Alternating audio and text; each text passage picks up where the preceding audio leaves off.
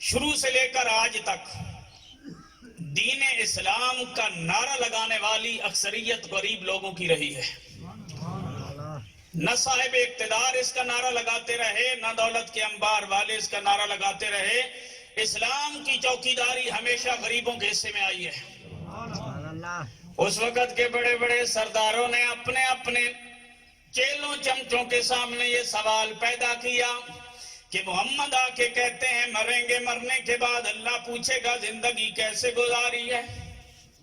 یعنی اللہ سوال کرے گا زندگی کیسے گزار کے آئے ہو، زندگی کے دن اور راتیں کیسے بسر کر کے آئے ہو.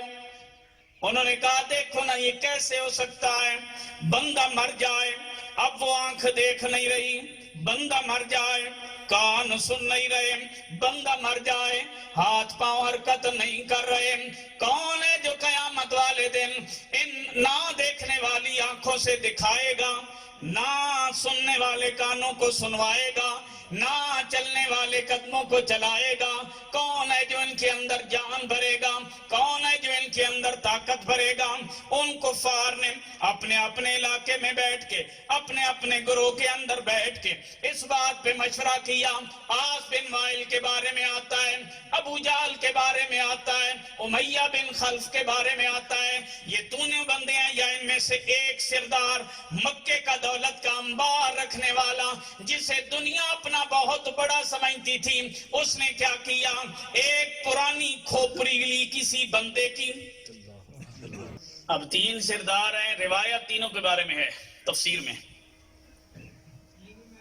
ایک آیا، تینوں آئے، کھوپڑی اٹھائی اس بندے کی جو مر چکا تھا.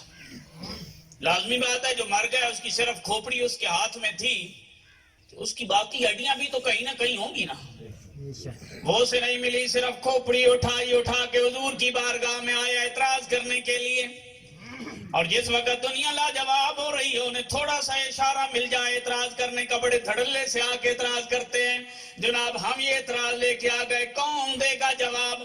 آقا کریم صلی اللہ علیہ وآلہ وسلم کی بارگاہ میں وہ کھوپڑی اٹھا کے لے آیا اور حضور کے سامنے دو انگلیوں میں اس کھوپڑی کو پکڑا، اس ہڈی کو مسلا. وہ ہڈی ریت کے ذروں کی طرح اس کی انگلیوں کے اندر بھرنے لگ گئی. حضور نبی کریم صلی اللہ علیہ وآلہ وسلم کی بارگاہ میں وہ سردار اپنی بہت بڑی دلیل سمجھ کے کہنے لگا آپ تو کہتے ہیں یہ جب مر جائیں گے، مرنے کے بعد قبر میں بھی پوچھا جائے گا، مرنے کے بعد حشر میں بھی پوچھا جائے گا، زندگی کے بارے میں سوال و جواب کیے جائیں گے، پوچھا جائے گا تم نے زندگی کیسے گزاری ہے، پوچھا جائے گا تم نے جوانی کیسے گزاری ہے، پوچھا جائے گا تم نے مال کہاں سے کمایا ہے، پوچھا جائے گا تم نے مال کہاں پہ لگایا ہے، پوچھا جائے گا تم نے ہمارے دین کا کتنا علم حاصل کیا اور اس علم کے اوپر پھر کتنا زندگی میں عمل کر کے آئے ہو. یہ سوال قیامت والے دن کیے جائیں گے. لیکن ان سوالوں کو کون کرے گا، کس سے کرے گا؟ سبحان اللہ. میرے آقا نے فرمایا میرا رب کرے گا. کس سے کرے گا؟ فرمایا انسانوں سے کرے گا. لا تزال قدم ابن آدم یوم القیامت حتی یسال عن خمس. حضور نے فرمایا مجھے اللہ کی قسم ہے بندے کو حرکت کی اجازت نہیں دی جائے گی جب تک یہ سوال نہ کر لیے جائیں. یعنی جب تک یہ 5 سوال یوم معاشر کو نہ کیے جائیں گے اس وقت تو ادھر ادھر جانے کی اجازت نہیں دی جائے گی. اس نے کہا جناب والا پھر ان ہڈیوں سے کون پوچھے گا، انہیں کون زندہ کرے گا، ان میں جان کون بھرے گا، سماعت کی طاقت کون رکھے گا، سوچنے اور سمجھنے کی توانائیاں کون لائے گا؟ میرے اللہ کے محبوب نے فرمایا میرا اللہ کرے گا. کون کرے گا؟ اللہ کرے گا. کیونکہ اللہ نے اپنا تعارف کروایا.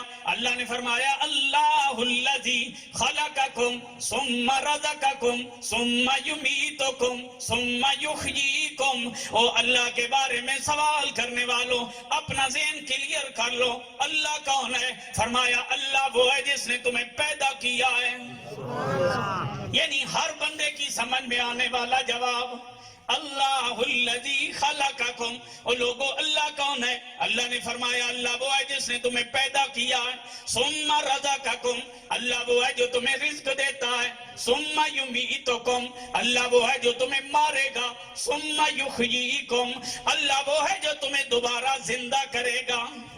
یعنی اللہ نے اپنا تعارف فرمایا، فرمایا اللہ کے بارے میں سوال کرنے والوں، اللہ تمہیں پیدا بھی کر رہا ہے، اللہ تمہیں رزق بھی دے رہا ہے، اللہ تمہیں موت بھی دے رہا ہے، اللہ تمہیں دوبارہ زندہ بھی کرے گا۔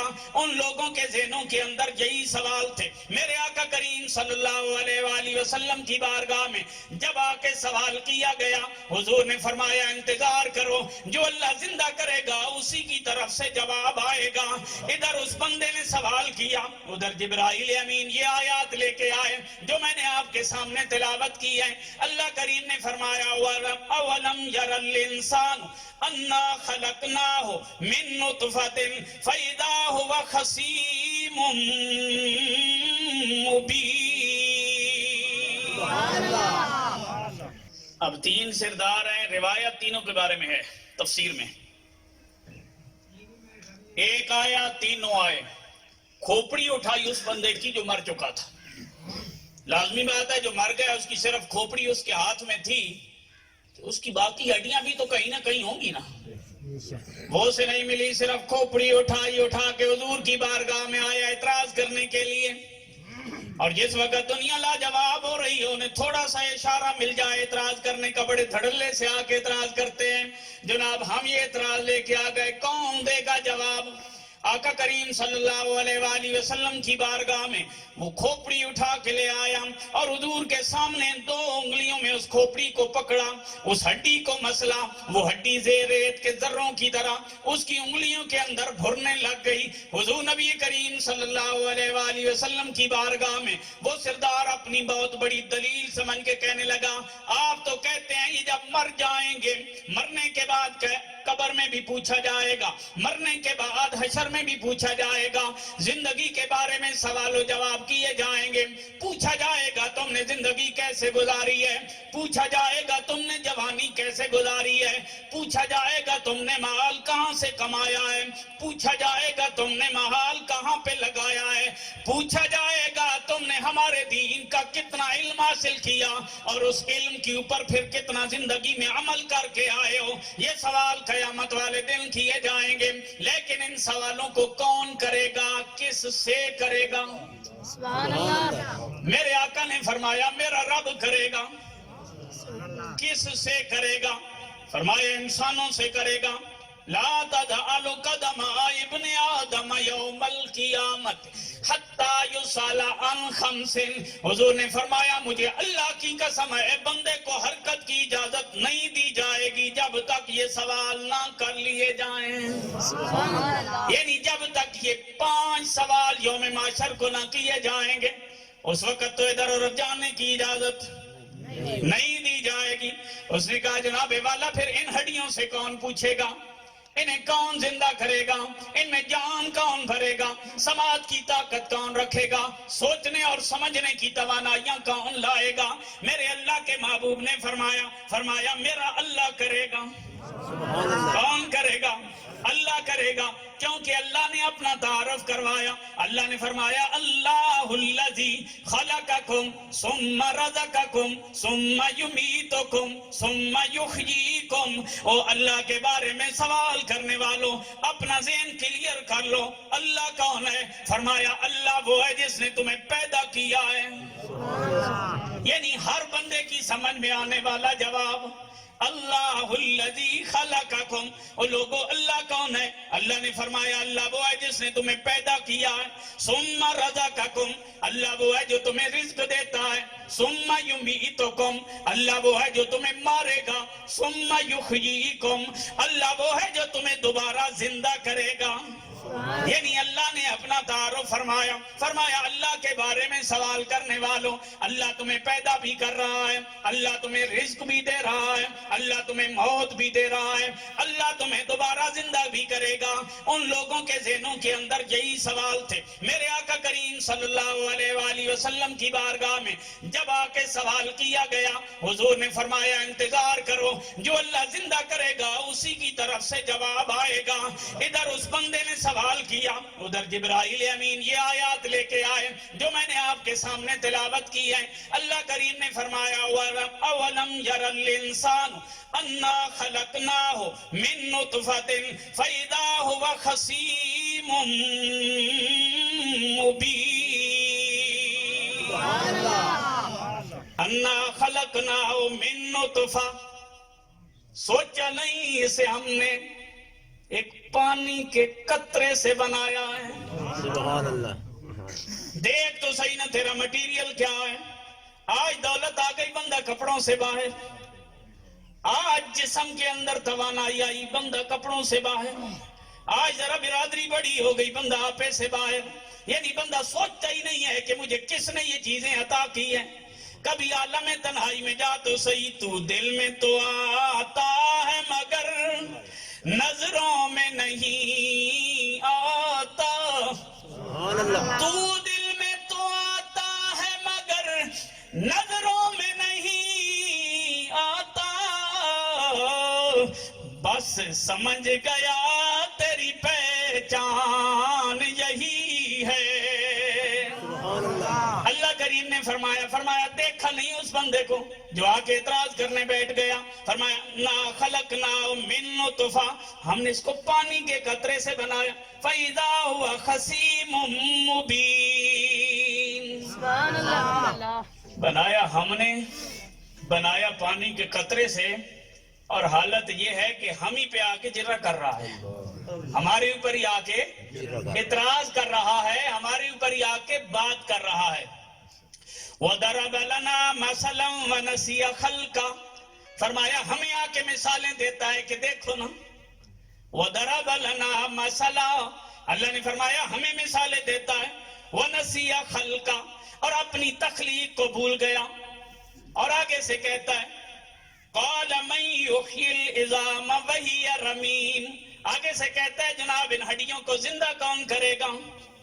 آنگ ڈٹھیاں جدی تانگ دلانو، تے بن ملیوں جدی یاری،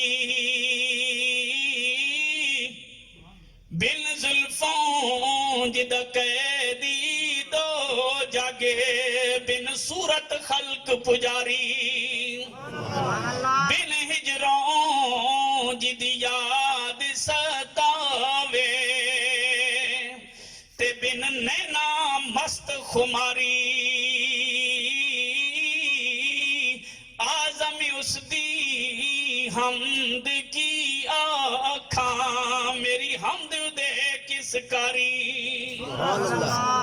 من یحیی العظام وہی رمیم، سوال کیا کرتا ہے، اعتراض کیا کرتا ہے؟ کہتا ہے زندہ کون کرے گا، ان ہڈیوں میں جان کون بھرے گا، انہیں دوبارہ کھڑا کون کرے گا؟ من یحیی العظام وہی رمیم قل یحییھا الذی انشاھا اول مرہ، سبحان اللہ۔ فرمایا محبوب اسے جواب دو، ان مرے ہوں کو، ان بکھری ہڈیوں کو، اس ٹوٹے نظام کو دوبارہ زندہ کون کرے گا؟ من یحیی العظام وہی رمیم قل یحییھا الذی انشاھا اول مرہ، فرمایا وہی زندہ کرے گا جس نے پہلی مرتبہ انہیں بنایا ہے۔ سبحان اللہ۔ اور یاد رکھیں کہ جب تک بندہ جو معترض ہوتا ہے نا، اس کا کام صرف اعتراض کرنا ہی ہوتا ہے، اس کا مطلب جواب لینا بھی نہیں ہوتا اور جواب سے مطمئن ہونا بھی نہیں ہوتا ہے۔ فطرت ہوتی ہے نا اپنی، ہر بندے کا اپنا مزاج ہوتا ہے۔ تو ان کے جو کہ مزاج یہ تھا کہ کسی طرح یہ 2 4 8 بندے جو ہمارے ساتھ ہیں یہ ہمارے قابو میں رہے ہیں۔ تو اب ایک بندے کا جواب آیا، جب آپ اپنی پارٹی میں واپس گئے، وہاں جا کے بات کی، بھائی جناب وہاں تو ہم نے اعتراض کیا تھا لیکن آگے سے قرآن یہ کہتا ہے اور اس کا جواب کوئی نہیں، قرآن کا جواب کس کے پاس ہوگا؟ تو انہوں نے اپنے بندوں کو مطمئن کیا، انہوں نے کہا نہیں ہم اعتراض مل کے کریں گے۔ ایک بندے کو لاجواب کر دیا، ہم ذرا مل کے جائیں گے، پورا گروپ بنائیں گے, پوری اپنی طاقت کے ساتھ جائیں گے, اعتراضات تحریر کر کے لے کے جائیں گے, ایک ایک بندہ جا کے اعتراض کرے گا, پھر ہمیں جواب آئے گا, پھر ہم دیکھیں گے یہ کیسے ہو سکتا ہے کہ ہڈیوں میں جان آئے, یہ کیسے ہو سکتا ہے.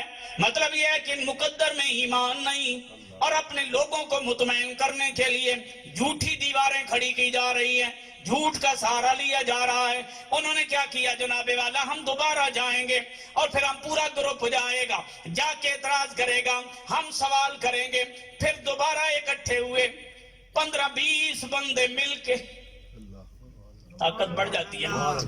15-20 بندے مل جائیں تو بھائی دیکھو جی اتنے بندے جو گئے تھے تو اب سارے تو جلے نہیں ہیں نا. لیکن پیر مہر علی شاہ صاحب سے کسی نے کہا بھائی جناب آپ بیمار ہیں, فلاں حکیم ہے, بڑا سیانہ ہے, صرف یہ ہے کہ ہے ہندو. آپ نے ایک جملے میں بات ختم کی, فرمایا سیانہ ہوتا تو کلمہ نہ پڑھ لیتا. سبحان اللہ. ارے یہ کیا ہے ہندو اور سیانہ ہے, فرمایا یہ کوئی تک بنتی ہے, بندے کے پاس ہو عقل اور بندہ حضور کا غلام نہ بنے, فرمایا یہ کوئی تک بنتی ہے, فرمایا سیانہ ہوتا تو کلمہ نہ پڑھ لیتا. سبحان اللہ. تو انہوں نے کیا کیا, انہوں نے کہا بھائی سارے شاید اکٹھے ہو جائے تو یہ عقل کو اکٹھی ہو جاتی ہے, جبکہ عقل ہوئی ہے جو حضور کے قدموں پہ نچھاور کر دی جائے. سارے مل کے گئے, انہوں نے کہا جو ہمارے والے یہ جو ہم کر رہے ہیں یہ ہماری سمجھ میں نہیں آ رہا, جو کچھ آپ بتاتے ہیں یہ کیسے اٹھیں گے, ادھر روح نکلتی ہے بندہ حرکت نہیں کرتا, قیامت والے دن کیسے اٹھے گا. کئی ہڈیاں ہیں جو ہم نے دیکھی ہیں, جنگل بھرے پڑے ہیں, بہت ساری جگہیں ایسی ہیں جہاں ہڈیاں مل جائیں گی, یہ کیسے ہو سکتا ہے. وَقَالُوا وَإِذَا كُنَّا عِظَامًا وَرُفَاتًا أَإِنَّا لَمَبْعُوثُونَ خَلْقًا جَدِيدًا. اب سارے مل کے گئے, قرآن نے سب کے قول کو یہاں پہ نقل کر دیا. قرآن نے کہا دیکھو سارے آ گئے, سارے مل کے آ کے اکٹھا اعتراض کرنے لگے. بات یاد رکھیں, سچا ایک کافی ہوتا ہے, جھوٹے ہزاروں مل جائیں سچے کا کچھ نہیں بگاڑ سکتے. سچ کے اندر پاور ہوتی ہے, سچ کے اندر طاقت ہوتی ہے, سچ کے اندر کرنٹ ہوتا ہے. ان سارے مل کے سوال کیا, قرآن نے ان کے سوالوں کو اکٹھا کیا, بیان کر دیا. وَقَالُوا وَإِذَا كُنَّا عِظَامًا وَرُفَاتًا أَإِنَّا لَمَبْعُوثُونَ خَلْقًا جَدِيدًا. سارے گئے, سب نے کہا جناب ہمیں کون اکٹھا کرے گا, ہمیں کون اٹھائے گا, نئے سرے سے کون کھڑا کرے گا. آگے اللہ نے پھر جواب اس اسٹائل میں دیا سبحان اللہ. جس طرح وہ غرور اور تکبر کے ساتھ گئے تھے نا, پھر رب نے جو آگے جواب دیا وہ اسٹائل بھی وہاں پہ ویسے ہی ہے. قُلْ كُونُوا حِجَارَةً أَوْ حَدِيدًا أَوْ خَلْقًا مِّمَّا يَكْبُرُ فِي صُدُورِكُمْ. سبحان اللہ. پہلے تو جواب دیا تھا نا بھائی, محبوب نے کہہ دو تمہیں دوبارہ وہی زندہ کرے گا, آج اس نے پہلی مرتبہ پیدا کیا ہے. تو اب ان عقل کے پیدلوں کو ویسے جواب نہیں دیا, اب ان کا پہلے دماغ ٹھکانے لگایا, ان کی اس آکڑ کو نکالا, توڑا. فرمایا قل, محبوب اب تو انہیں کہہ, کونو حجارتن, اگر تم پتھر بن جاؤ نا, یہ پتھر بڑے سخت ہوتے ہیں نا, اور پھر مکے مدینے والے جو پتھر ہیں وہ بہت ہی سخت ہیں. فرمایا قل کونو حجارتن, تم پتھر بن جاؤ, او حدیدن, یا لوہا بن جاؤ, او حلقا مما یکبر فی صدورکم, یا لوہے اور پتھر سے زیادہ سخت شے کوئی تمہارے ذہنوں میں آتی ہے نا تو وہ بن جاؤ. پہلا جواب دیا جا رہا ہے, مجھے یہ بتائیں کیا یہ بن سکتے ہیں؟ ہم میں سے کوئی بندہ کر جائے بے میں پتھر بن جاؤں, یہ بن سکتا ہے؟ نہیں بن سکتا نا. تو اللہ نے فرمایا اگر تم یہ بھی بن جاؤ, یعنی پہلی جگہ ہی لاجواب کیا اور ان کی ساری ہوا نکال دی. قل کونوا حجارۃ او حدیدا او حلقا مما یکبر فی صدورکم. سبحان اللہ. فسیقولون من یعیدنا, پھر کہیں گے جناب پھر ہمیں کون اٹھائے گا, پھر ہمیں کون اٹھائے گا. اللہ کریم کے محبوب نے پھر وہی جواب دیا. فرمایا محبوب نے کہو پھر تمہیں وہی اٹھائے گا جس نے تمہیں پہلی مرتبہ پیدا کیا. بندہ ایک ہے تب بھی جواب وہی, بندے بہت سارے ہیں تب بھی جواب وہی. یعنی مطلب کیا نکلا کہ مرنا ہے تو مرنے کے بعد کہانی ختم نہیں ہونی. یہ دنیاوی زندگی یہ کمرہ امتحان ہے. جو میں کر کے جاؤں گا اس کا جواب میں نے دینا ہے، جو آپ کر کے جائیں گے اس کا جواب آپ نے دینا ہے۔ جو بندہ زندگی میں جو کر کے جائے گا اس سے اسی کی زندگی کے بارے میں سوال کیا جائے گا۔ ہاں، 3 بندوں کے بارے میں میرے آقا کریم صلی اللہ علیہ وآلہ وسلم کی وعید آئی ہے، اور میں بڑی محفل میں آپ کو بتانا چاہتا ہوں، زندگی اس وقت تک کبھی چینج نہیں ہوتی جب تک بندہ خود چینج نہ کرنا چاہے۔ سبحان اللہ۔ ہم سمجھتے ہیں نا سارے بے ڈگے کام ہم کریں بھی صحیح، اور پھر میں اکثر کہتا ہوں بھائی، لوگ کہتے ہیں ہمارے گھروں میں ولی پیدا ہوں۔ میں نے کہا گھروں میں ولی پیدا ہونے کے لیے باپ کو بھولے سے کھایا ہوا سیب 12 سال بخشوانے میں لگ جاتے ہیں، سبحان اللہ۔ تب جا کے گھروں میں ولی پیدا ہوتے ہیں، ایسے ولی پیدا نہیں ہوتے۔ بھائی بندے کہیں بھائی جناب ہمارے گھر میں ولی پیدا ہو جائے، میں نے کہا اتنی حلال کی کمائی کھلائی جائے تو تب ولی پیدا ہوتے ہیں۔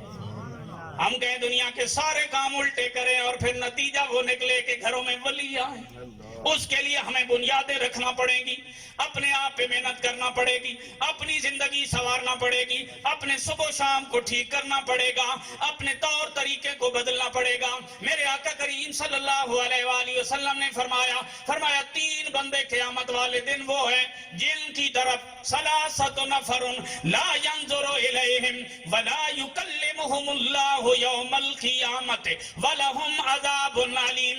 اللہ کریم کے محبوب نے فرمایا 3 بندے ایسے ہیں قیامت والے دن اللہ کریم ان کی طرف نظر رحمت نہیں کرے گا، اللہ کریم ان سے بات نہیں کرے گا، اللہ کریم انہیں دردناک عذاب دے گا۔ کیا؟ دردناک عذاب۔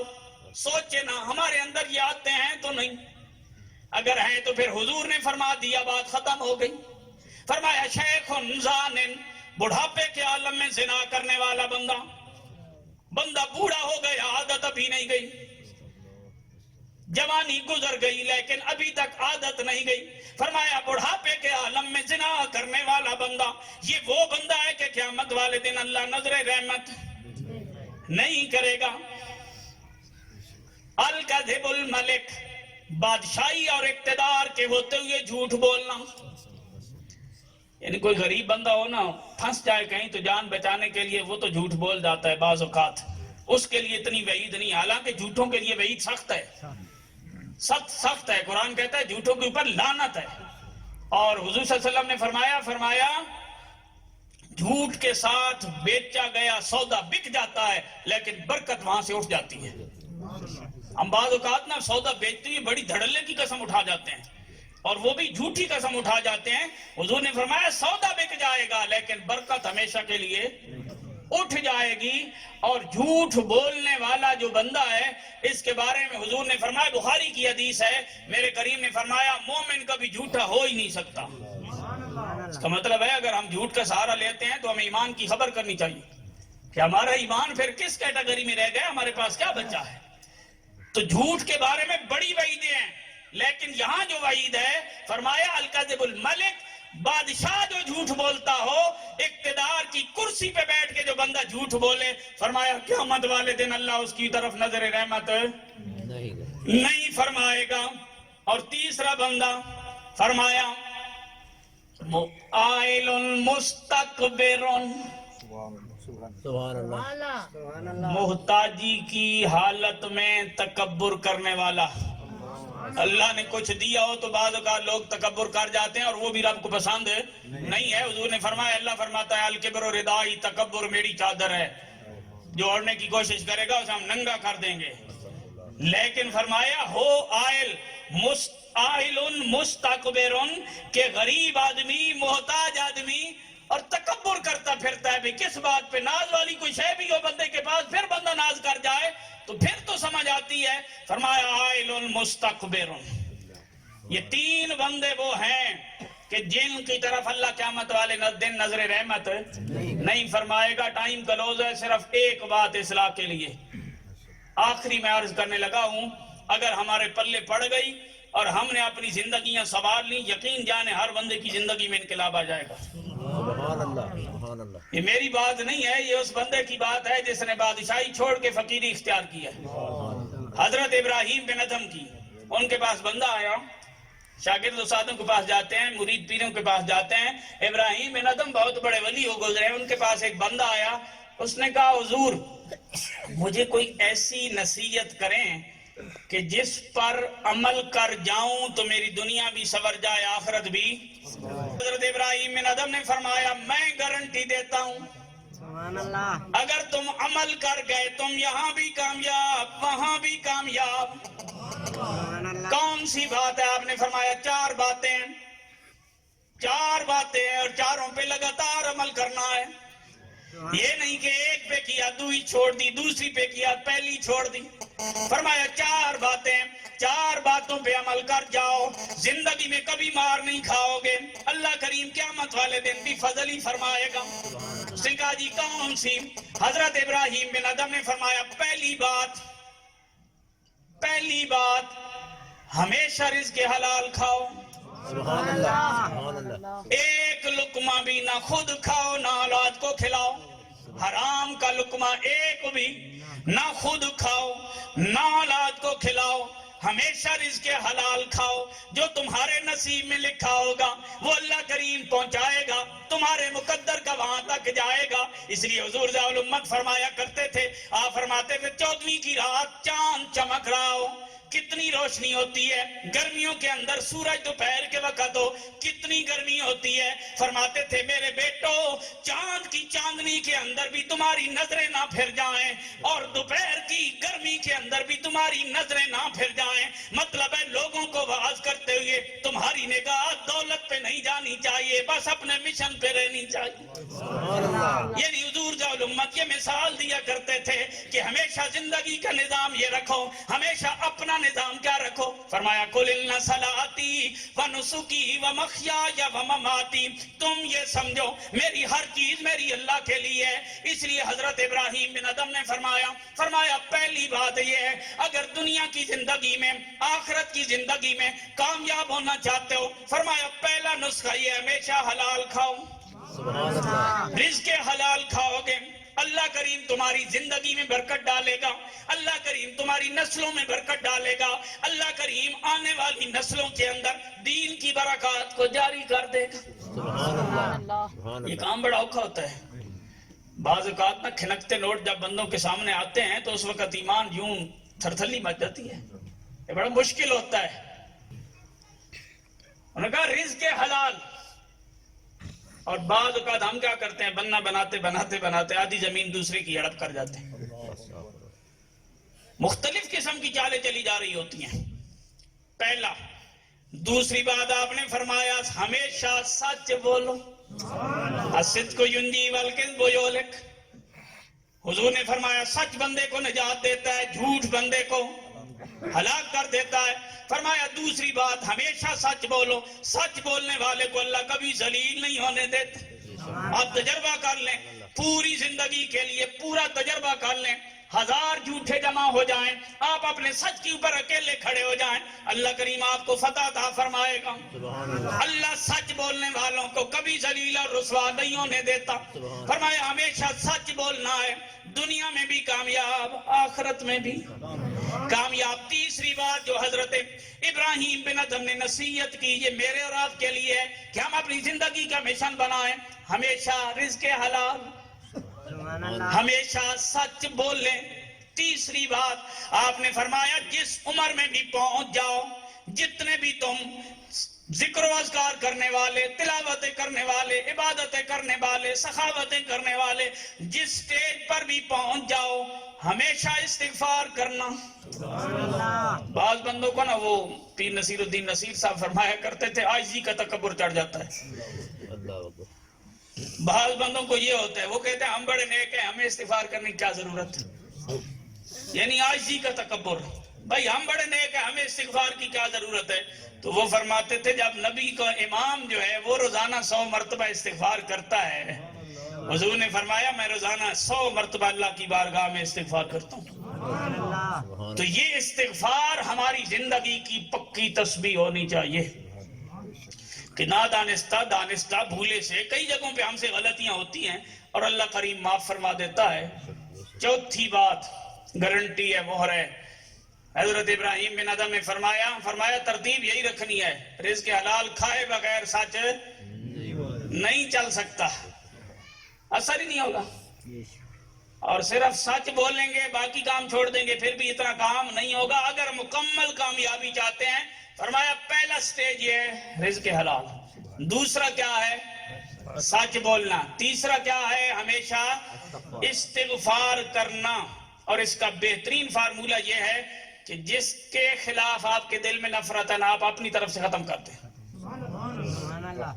جس کے خلاف دل کے اندر بغض، حسد، کینہ، ایسی بیماریاں ہمارے دلوں کی آبادگاہ بن چکی ہیں، اور یہ بیماریاں جب دل میں ہوتی ہیں تو اس کی وجہ سے ہماری عبادتیں پرواز نہیں کرتی، لہذا آپ ایک اللہ کے ساتھ معاہدہ کر کے ختم کر دیں، باقی جس کے دل میں ہوگا وہ جانے اور رب جانے، وہ قیامت کے دن کتاب کھلے گی پھر پتہ چلے گا۔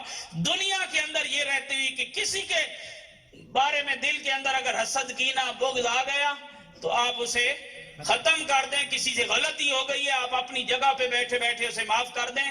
حضور نے فرمایا جو اللہ کی مخلوق کو معاف کر دیتا ہے اللہ اسے بھی معاف کر دیتا ہے۔ تین باتیں یہ، چوتھی بات حضور نے فرمایا یہ تین کام کرنے کے بعد چوتھا کام یہ کرنا ہے ہمیشہ حضور کی ذات پہ درود و سلام پڑھنا ہے۔ یہ مہر لگے گی تو پہلے تینوں کام پکے ہو جائیں گے۔ ابراہیم بن ادم نے فرمایا یہ چار کام تم کرو، ہم ذمہ داری اٹھاتے ہیں، اللہ قیامت والے دن تمہیں بخش دے گا۔ کیونکہ جو بندہ یہ کام کر لیتا ہے نا، رزق حلال کھائے گا نا تو یہ عبادت کرنے میں سستی نہیں آئے گی، رزق حلال کھائے گا نا تو کسی کے بارے میں ذہن میں فطور نہیں اٹھے گا، کیونکہ حلال کی کمائی سے بننے والا خون جب دماغ میں جائے گا تو وہاں سوچیں بھی حلال کی آئیں گی، حرام کی سوچیں وہاں نہیں آئیں گی، اور جس وقت بندہ سچ بولے گا تو کئی فتنے اور فسادوں سے بچ جائے گا، استغفار کرے گا تو کئی غلطیاں معاف ہوتی رہیں گی، اور درود پاک پڑھے گا تو پھر تو نور اللہ نور ہو جائے گا۔ لہٰذا یہ چار کام اس محفل کا لنگر ہے کہ ہم جائیں آج سے شروع کریں، کسی کے بارے میں دل میں نفرت، بغض، حسد نہ رکھیں، جو رکھتا ہے وہ جانے اور اس کا خدا جانے۔ ہم اپنے من کو صاف کرنا چاہتے ہیں تو ہمیں اپنے رب سے سودا کرنا ہوگا۔